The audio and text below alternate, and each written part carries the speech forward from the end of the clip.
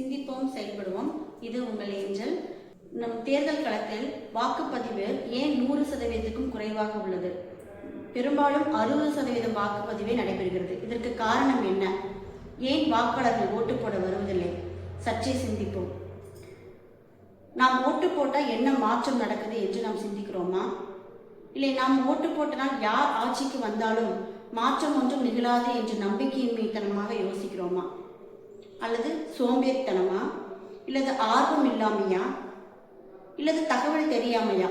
இதில் ஏதேனும் எந்த காரணமாக இருந்தாலும் ஒன்று மட்டும் உண்மை.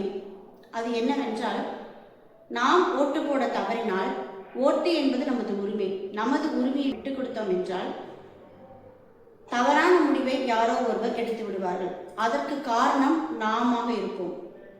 ஆகவே தவறான முடிவுக்கு வாய்ப்பளிக்காமல் அனைவரும் நமது உரிமையாகிய வாக்குரிமையை நாம் அனைவரும் பெற்றுக்கொண்டு அனைவரும் உறுதியாக வாக்காளர் தினத்தன்று வாக்களிப்போம்.